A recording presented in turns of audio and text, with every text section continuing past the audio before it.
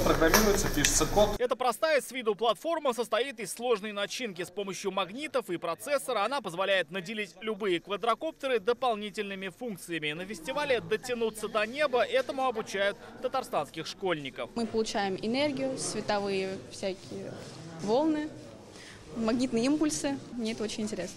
Фестиваль проходит в первый раз. Цель – познакомить ребят со сферами применения БПЛА, научить их программированию и сборке дронов. Мне кажется, интересность этой профессии в том, что куда бы вы ни пошли, вы рано или поздно, видимо, встретите беспилотные аппараты. Поэтому мы считаем, что действительно каждому школьнику, каждому мальчику и девочке надо познакомиться с этой сферой, чтобы рано или поздно начать заниматься ей профессионально уже в взрослом возрасте. Как говорят организаторы первого в истории фестиваля «Дотянуться до неба», Казань выбрана местом его проведения не случайно. Во-первых, наш город – одна из признанных столиц авиастроения. Во-вторых, один из ведущих центров подготовки инженеров и IT-специалистов. Все это вкупе и дает те возможности, которые позволяют растить будущих Яковлевых и Королевых. Идея фестиваля выросла из советской традиции кружков авиамоделирования. Именно в них начинали выдающиеся казанские конструкторы. Сейчас свой путь начинают авиаторы будущего. Это еще раз говорит о том, что на уровне федеральных структур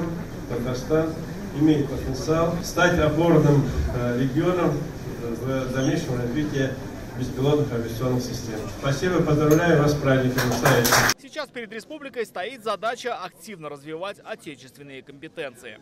Первая задача, если она не касается фестиваля, да, это, конечно, обеспечить центр компетенции, который сможет создавать тяговые двигатели, проектировать и их создавать, потому что тяговый двигатель – это основа, это первое. Второе – это мозги. Участников ждут 3 трека. Мечта. Здесь школьники будут изучать технологии беспилотников и пилотирование. Технология. Дети займутся сборкой. И общество. Здесь они познакомятся с достижениями беспилотных авиационных систем.